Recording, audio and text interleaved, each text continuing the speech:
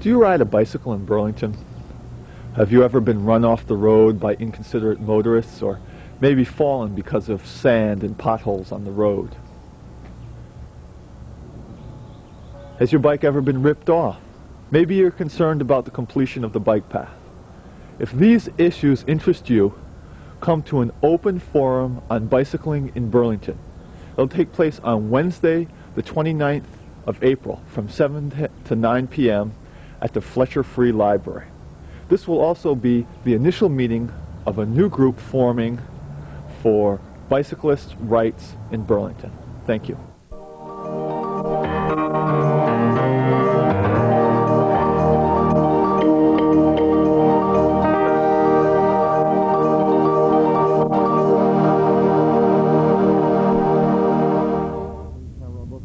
Is on both of us. All right. So what are we going to talk about this week?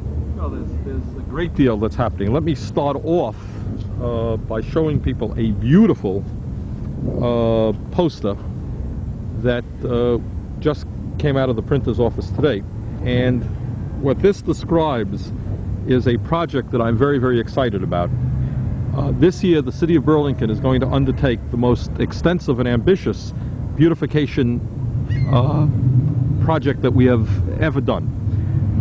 And one of the reasons that we're going to have such a good project is that the Howard Bank was very gracious and made an $18,000 grant to the city for the beautification effort. And that covers about 75 or 80% of the total budget that we're going to need. So what we're going to be doing, and I should point out that if we're going to be successful, we're going to need a lot of volunteers. So I hope that people, as they listen, will think about the possibility of volunteering. The project is going to entail a number of different aspects. On April 25th, which is a Saturday, we're going to be planting about 200 new trees throughout the city of Burlington. In the last 3 or 4 years, we've planted some 2,500 trees, some of them small, some of them very large. We're going to continue that. And this spring, we're going to plant 200 new trees. To make that project a success, we're going to need volunteers. And our hope is that people who are interested in volunteering will give the mayor's office a ring at 658-9300, mayor's office. And George Tabo, who's my assistant, will talk with you, and we can plug you into the project. How many volunteers have there been in the past, do you think? We have had, on tree planting days, between, if my memory is correct, 100 to 200 people. That's quite a few people, isn't it? Quite a few people, and the commitment would be probably at this point from 9 o'clock to 12 o'clock, or maybe even less time. But it's really an exciting thing, and it's a lot of fun because you can really see the impact that you make. I mean, after you leave, there is going to be a tree standing that wasn't there before you started. So we hope that people will come out. And the reason that we've been successful in this project in the past is because we have had volunteers, and we're going to need volunteers again, okay? So that is Saturday, April 25th, for those people who are interested in tree planting. Have all those trees survived? No, but the vast majority of them have. I think when you plant trees, you understand that some of them, for a variety of reasons, will die. Some of them are vandalized, and that's few things that get me more upset than seeing some beautiful young trees ripped apart, and that happens. But if my memory is correct, we have, in fact, about 90% of the trees that we've planted have in fact prevailed and stayed, and that's pretty good. I think we also made a mistake a couple of years ago in that some of the trees that we've planted along some of the larger streets, such as Winooski Avenue, were too small. And what we're doing now is planting larger trees. They're a little bit more expensive, but the likelihood of them surviving is that much better. Okay. How come the Howard Bank got involved in this? Well, one of the things that I have been doing is starting a process by which I am communicating with the banks in the city a little bit more than we used to. It is no secret, of course, that the banks in our community receive their money from the people in this community. We all put money into the banks, and they make a profit on that. And I think it is absolutely fair to say to the banks, to ask the banks, to say, okay, you're parts of our community, you're making money in our community, we would like a very positive relationship with you. And we want to be sure that you're investing in our community and you're helping us do the many projects that need to be done, especially at a time of federal cutbacks and our dependency on the property tax. And I'm very proud to say that I called up Bill Chadwick, who is the president of the Howard Bank, a few weeks ago, Bill came in and I said, you know, we have an ambitious beautification project that we would like to undertake. And within a couple of days, he was back to us with a very, very large grant that will make this project a success. So we're very grateful to the Howard Bank and appreciative of their grant. That's great. On May 2nd, so if you're into tree planting, that's April 25th. On May 2nd is a Green Up Day. And what's special about this Green Up Day is the city's landfill is going to be open free of charge for city residents who are non-commercial, obviously. We don't want the commercial haulers to use it on that day. But if you're, you know, if you live in the city of Burlington and you want to clean out your attic and clean out the basement and get the crap out of the backyard, May 2nd is the day, because you can take all of your stuff down to the landfill free of charge. On that day, we're also going to have volunteers working with the Parks Department and the Public Works Department, going throughout the city, getting rid of the litter that's in the city. You know, when the snow melts, you begin to see a lot of things that are not very attractive. Yeah. So we want to clean up the city on that day. We want to clean up the waterfront area, the parks, and we'll be assembling here in City Hall. We'll have the implements that will be needed. We'll have plenty of plastic trash bags. And again, we're going to need volunteers to make that project a success. That's May 2nd. That's May 2nd. Now, if you're not into tree planting, and if you're not into green up or clean up, don't be depressed. We still have something for you. On May 30th, we're going to be doing far and away the most extensive flower planting effort that we have ever done in our history. Now, some years ago, I was in Quebec City, and I'm sure that many of the viewers were in Quebec City, and there are other cities like Quebec City that just go out of their way to plant large numbers of flowers. And they have flower beds throughout the city. And the impact of those flower beds, in my mind, is just extraordinary. It just adds a lot of natural beauty to the city. And my hope is that, and expectation is that this year we'll be planting at least a dozen major flower beds in parks and in thoroughfares throughout the city. So people should be seeing a lot more in the way of beautiful flowers throughout the city of Burlington. And we're going to need help on that one. Now, we intend to hire a coordinator who will stay on top of that throughout the year. But we are going to need volunteers on Saturday, May 30th, to help come out and plant flowers. So if people have experience or you don't have experience, come on out and help make the city more beautiful.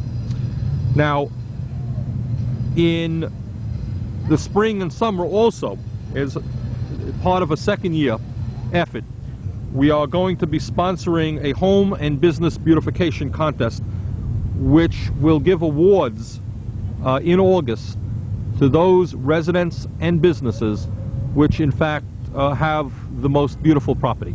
Last year we had... Are these combined or are they separate? Separate categories. Separate categories. And last year we had some just beautiful gardens throughout the city. People who did it on their own, no city money, just maintained and their flowers, and it was just beautiful. And we want to acknowledge that and encourage that. So we hope that people will get involved and plant, do some flower planting in their gardens. And lastly, which is not included on the poster here, is we're going to expand the program that our Community and Economic Development Office has been working on for the last few years, and that is a painting and sprucing up project. We will make available to families that don't have a lot of money free paint and perhaps some volunteer help in order to paint their homes. One of the nice things that we have seen in the Old North End, for example, and in other areas, is some homes that were really dilapidated have been turned around for a lot of reasons. We have the Community Land Trust doing work, we have the Youth Employment Program involved, and we want to help those people who just don't have a lot of money get free paint to spruce up their houses. Is this part of the home improvement program or is this separate? Now, I'm not sure how we'll work it out, but we're going to add to what has been going on, and it'll be part of the beautification process. So, to make a long story short, this year we are going to have the most extensive and ambitious beautification effort that we've ever had. And I'm excited. I'm excited because this, in fact, is a beautiful city. We are really blessed. The fact that we have the hills on the east part of our city that we look out over the lake. We have the mountains behind the lake. That physically we are blessed with being a beautiful city. We are making real progress on our waterfront to enhance the beauty of that area. And I think it's important that all of us pitch in to make the city as beautiful as it possibly can be. And the theme of the effort is take pride in Burlington. We are a beautiful city, and let's enhance that beauty. So that's one project that I'm very excited about. Does anyone have any problems with that project, do you think? Actually, yeah, I suppose those people who like ugliness and dirt and filth, they'll think it's not a good project. But there's no one there are no letters to the editor or letters to the mayor saying that that's a waste of money or anything like that. Well, the interesting point, I didn't make that point clearly enough, is that in the past, what we have done is cooperated with the business community, and the business community has been very generous in this respect. In point of fact, this time, although we're going to have the largest budget we've ever had, it's going to be probably all covered by private donations. The Howard Bank's $18,000 grant will cover 75 or 80% of the budget, and I think we can pick up the rest from the private sector as well. So the beauty of this particular project is that it's going to cost zero or very, very little city money. So people who oppose this, I think, would be pretty hard-pressed. It's not costing the city any money, and we're going to go a long way to planting trees and flowers and cleaning up the city. So I think this is a project of which there should not be terribly much political controversy. Great. Now let me talk about a project of which there will be controversy. What's that? Well, let me just touch on again what is an issue of absolute major concern, should be, to the taxpayers of the city of Burlington and the school children of Burlington. That, of course, is the state aid to education formula. And let me just brief the citizens of Burlington and other communities what we are doing. Now, let me give a little bit of background here.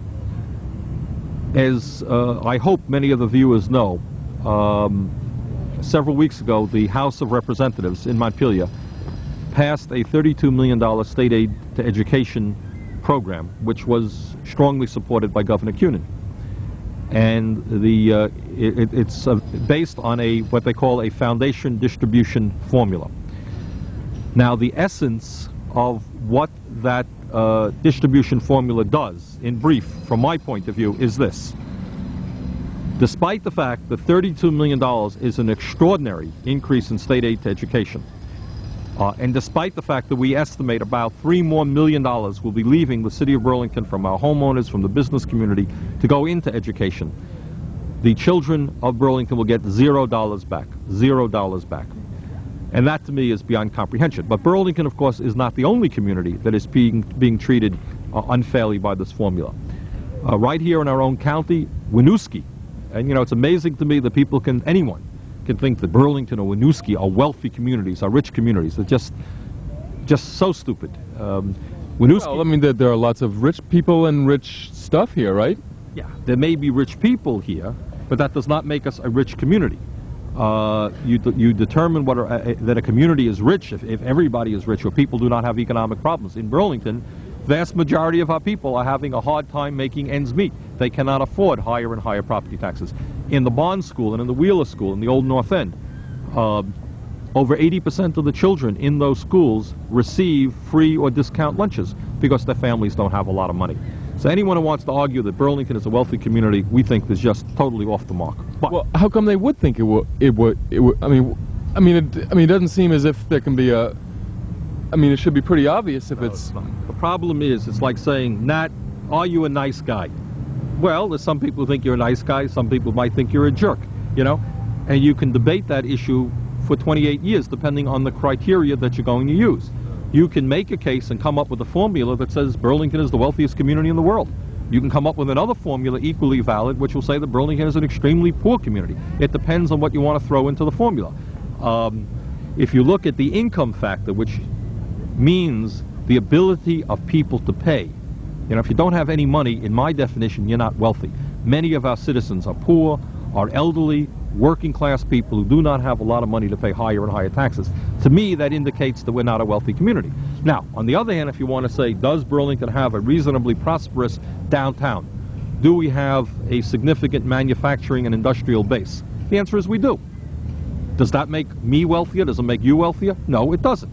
Does it have some ability on what kinds of property taxes residential homeowners will pay? It does. The question is how you tie in property wealth worth versus income, and that's been the debate. To make a very long story short, the present formula not only will give $0 to Burlington, and what that will mean, without any increase in state aid, is that property taxes in Burlington will soar every single year for the indefinite future. That is the main point that I want to get out to the people of Burlington. If you do not get state aid, the only place that the school department will have to look for additional money is to the homeowners and the property taxpayers. And beyond a doubt, although, you know, I don't deal with their budget, but there's not the slightest doubt in my mind that every single year for the indefinite future, they will be back for significant property tax increases. And the reason is because we're getting nothing from up here. We now are paying for our schools, over 95% of that budget comes from the property tax. Totally insane, totally unfair. Now, in addition to Burlington being in that position, Winooski is intended to get 0 increases. Essex Town, Essex Junction, South Burlington, Williston, Bolton, among communities in Chittenden County. Outside of Chittenden County, Rutland City is suddenly defined as a wealthy community. They're not. Where's all this, where's the $32 million going? Good question. I don't have the chart in front of us. Some communities are doing very, very well. All right. In our county, for example, 2 communities that do extraordinarily well are Milton and Colchester. Around the state of Vermont, other communities do very, very, very well. $32 million worth? Well, $32 million is distributed, yeah. To 80 communities will get nothing. Over 80 communities will get 0, and the rest of the communities will get something. How many communities are there? Well, it's more or less, I guess, actually, I'm not sure how many school districts there are. There are 246 cities and towns. So most will get increases, some will get 0. And for the people who get 0, there will be significant property taxes in years to come. So what my job is now is to work with those communities that don't have a lot of money and who are not being treated fairly by this formula and rally them. I'm going down to Brattleboro on Monday. I'm going to be in Rutland on Monday. Those are 2 communities that are getting 0. And furthermore, we have sent out a letter that many of the residents of Burlington probably will have received by the time this program is aired. If not shortly, they will have received. There's a letter from my office, from the Board of Aldermen, and from the school board denouncing the state aid to education plan and urging them to contact Governor Cunin, who is supportive of it, to contact Senator Hoff, who is chairman of the Senate Education Committee. He has the power basically to rewrite the formula, and the other 5 Chittenden County senators. We can turn it around. And if the senators from Chittenden County and the Senate in general knows how strongly people feel about it, we can stop that formula and get a fair shake for the kids in Burlington. And for all the kids. For all the kids. And this is all because of federal cuts, right? No. This kind of, no? No. This kind of, has nothing. This basically is state aid to education has been going on in this state for many, many years. And, you know, they keep changing formulas as to how do you distribute the money. And what they have just decided this session is a new formula called the foundation formula. They used to have the Morse-Giuliani formula. The foundation formula for distribution was passed by the Senate. It is now going to the House. I beg your pardon. It was passed by the House. It is now going to the Senate. If it is not stopped in the Senate, the governor will sign it. It'll be a disaster for the taxpayers and children of Burlington. But it has nothing to do with federal aid. Basically, it's the state's commitment to education, which is appropriate. Our concern is not that there's an increase in state aid. Our concern is that it is a horrendous formula for many of the communities. okay. Any other? Yeah. That's only half the show, Bernie. Okay. Yeah, there's a lot else that's going on. Last week, no, not last week, actually, it was a couple of days ago, we announced a program which to me is one of the most exciting programs that we have initiated in the city of Burlington in many years. And I wanted to explain that a little bit. The city of Burlington has a retirement fund for its city employees. And we're very proud that 6 years ago, when I first became mayor, there were there's about $10 million in the fund. Now there's about $28 million in the fund. Essentially, the fund has been well invested. The stock market has, of course, significantly increased its value. And we have now $28 million in that fund for our city employees. Benefits are now increased, etc. One of the issues that has concerned me for a long time, and has concerned many people throughout the United States of America, is how retirement funds, how university funds, how nonprofit endowment funds are invested. Very important and interesting issue. What you have in this country is the unions themselves have literally billions and billions of dollars in their retirement funds. And historically, what they have done is allowed their investment counselors to simply invest it in any way that they wanted, forgetting about the needs of their clients, in this case the unions, if you like. And the irony that you have there is that often the money was invested in anti-union activity, projects that union labor could not be allowed to be involved in. So I think the unions are beginning to wake up to the potential of that investment, those tens of billions of dollars. Certainly we have heard a lot of discussion surrounding the investment of university money in terms of South Africa. And what universities around America are saying, what the city of Burlington has said with its investment fund, we choose not to invest in companies that are propping up the neo-fascist government of South Africa. And we made that statement last year, and that's been implemented. Now what's happened is we made a further statement. We said not only do we not want you to invest in South Africa, we want you to use that money here in Burlington to improve the quality of life of our people in terms of improved housing opportunities, in terms of job creation, okay, in terms of economic development. So anyhow, it took a whole lot of negotiations took place because the retirement system was concerned, as they have every right to be concerned, that the investment that they make is a good investment. In other words, it's not their job to give money away to anybody. They have to earn a good rate of return. Well, after a lot of negotiations, an agreement was worked out by which the retirement system is going to loan the Community Land Trust, the Burlington Community Land Trust, $1 million so that they can purchase property which can be converted into affordable housing. Okay? And it's impossible to estimate what the implications of that will mean, but we're guessing about 30 units of housing.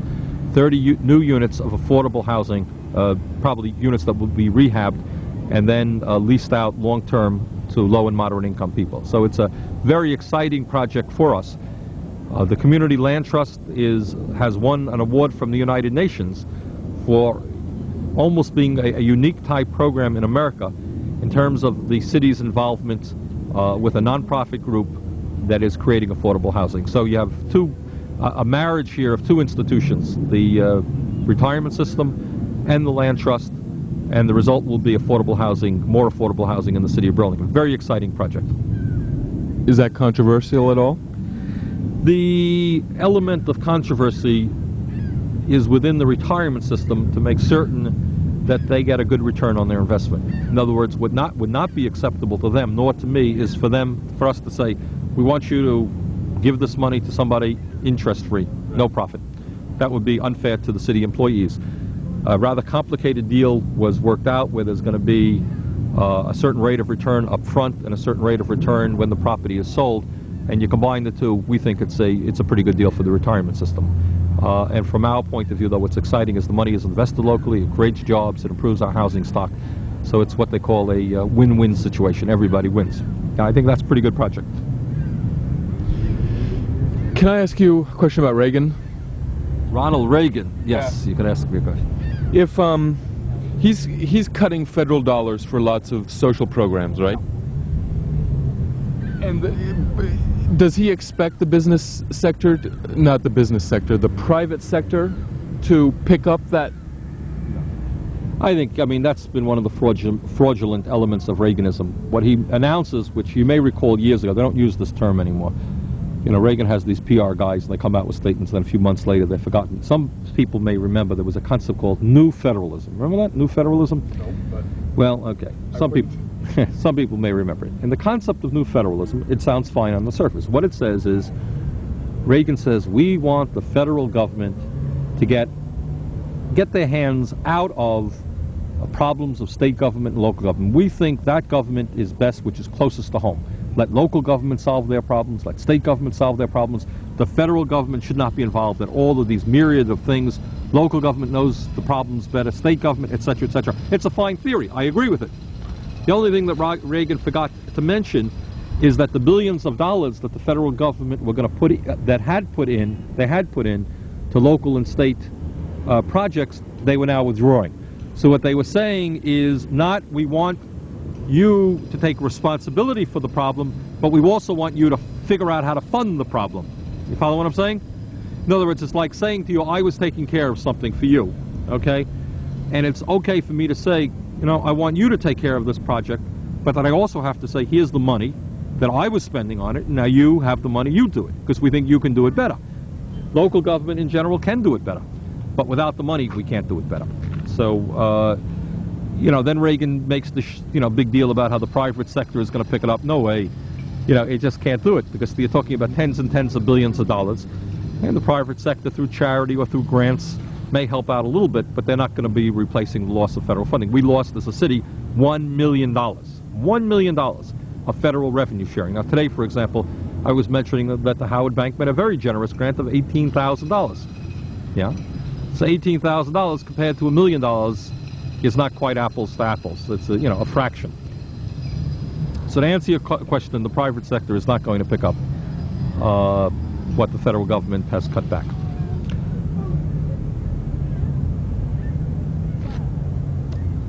And they're using that extra money because if they're not giving that money out, then the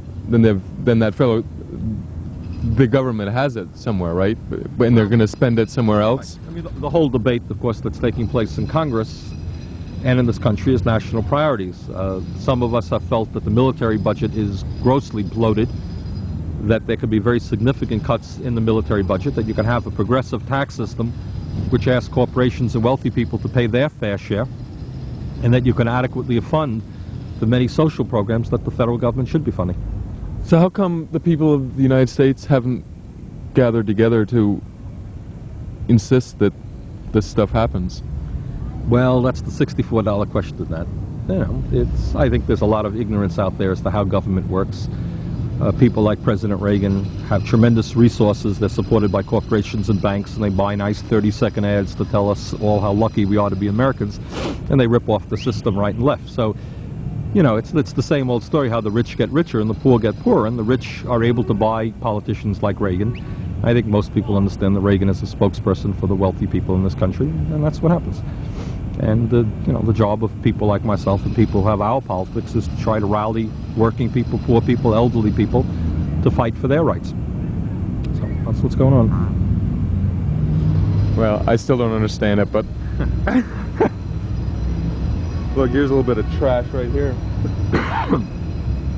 How we doing? Well, that's getting close. 25.5 minutes. Okay. This week also we'll be announcing a very good program with another bank, actually, the Bank of Vermont, and that will be a program for senior citizens. And that program will essentially enable senior citizens in the city of Burlington to borrow money from the bank at a favorable interest rate to pay off their property taxes, and the loan will not have to be repaid until the house is sold. Oh, right, you mentioned it. Yeah, I've talked about this before, and that's going to be finalized next week. And is this only the Bank of Vermont, or is this? Yeah, this is a project we're working with the Bank of Vermont on. Yeah, so people will be directed to the Bank of Vermont, who are offering favorable interest rates. Now, it is not a panacea. This thing is not a cure for high property taxes.